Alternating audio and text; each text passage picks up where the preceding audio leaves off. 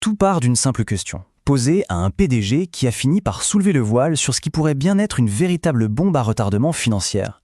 Et au cœur de cette histoire, il n'y a qu'une seule entreprise, OpenAI. Voyons ça de plus près. Voilà la réponse, pour le moins surprenante et un peu méprisante, de Sam Altman sur un podcast. La question était pourtant toute simple et légitime. Quelle est la situation financière de son entreprise ? Et là, il faut prendre un instant pour regarder ces chiffres. Le décalage est vertigineux. L'entreprise compte dépenser plus de 100 fois ce qu'elle gagne. C'est un déséquilibre absolument colossal. Cet écart monumental entre ce qui rentre et ce qui doit sortir soulève évidemment une question. Une question à 1000 milliards de dollars à laquelle l'entreprise a bien du mal à répondre depuis des années. En fait, il y a quelques années, Sam Altman l'avait admis lui-même, presque candidement. La stratégie, c'était quoi ? Eh bien, construire la technologie d'abord, et puis on verra plus tard pour le modèle économique. Un pari incroyablement audacieux, mais dont les enjeux sont aujourd'hui gigantesques. Alors, comment est-ce qu'une entreprise, avec un plan d'affaires aussi flou, a-t-elle pu atteindre ce statut quasi iconique dans le monde de la tech ? C'est une histoire fascinante. Il faut se souvenir de la séquence. OpenAI a complètement pris de court le leader du marché, Google. Et la réaction un peu paniquée de Google n'a fait qu'asseoir la domination d'OpenAI. C'était un coup de maître.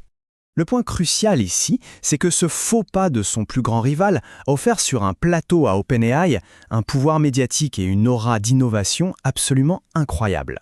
Mais voilà, dans le monde de la tech, les choses vont très très vite. Et le règne de ce nouveau roi a été bien plus court que ce qu'on aurait pu imaginer. Ce genre de déclaration venant d'un poids lourd de la tech, ça a été le signal d'un vrai basculement. Les concurrents n'avaient pas seulement rattrapé leur retard, non, ils étaient passés devant. Et ce n'est pas juste une impression. Les données de la Chatbot Arena, qui sont basées sur les votes des utilisateurs, sont sans appel. Fin 2025, le modèle star d'OpenAI n'est même plus sur le podium. Même ce qui faisait sa plus grande force, c'est-à-dire sa base d'utilisateurs gigantesque, commence à s'éroder. Pendant ce temps, des concurrents comme Gemini de Google affichent une croissance 6 fois plus rapide.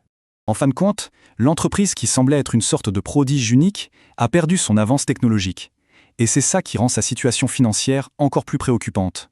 Alors, entrons dans le vif du sujet. Comment ce pari est-il financé ? C'est en regardant les chiffres de plus près que l'on comprend à quel point la situation est stupéfiante. D'abord, il y a les pertes. Elles sont juste astronomiques. On parle d'un niveau jamais vu pour une start-up. Et pourtant, malgré ce gouffre financier, l'entreprise a réussi à signer des contrats pour près de 1,8 milliard de dollars avec les plus grands noms du secteur. Et voici le détail qui change absolument tout. Le montant qu'OpenAI a sorti de sa poche pour ces contrats gigantesques, 0, pas $1. La stratégie, elle a même été décrite en interne par l'un des dirigeants. L'idée, c'est d'utiliser la puissance financière et la capacité d'emprunt de ses partenaires pour financer sa propre croissance explosive. Le problème d'un tel montage, c'est qu'il est incroyablement fragile. La faillite d'une seule de ces entreprises pourrait provoquer une réaction en chaîne absolument catastrophique pour tout le marché. En fait, tout cet écosystème ne tient qu'à un fil, la confiance.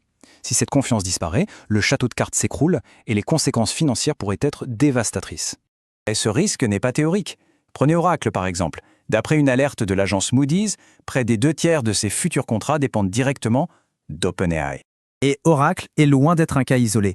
De grands noms du matériel, du logiciel et même de la finance sont tous profondément liés au destin d'OpenAI. La contagion pourrait être très large. Ce niveau de risque, qu'on appelle systémique, nous amène à une dernière question. Une question qui est assez troublante et qui rappelle une crise financière pas si lointaine. Compte tenu de cet effet domino potentiel, la question ultime est la suivante.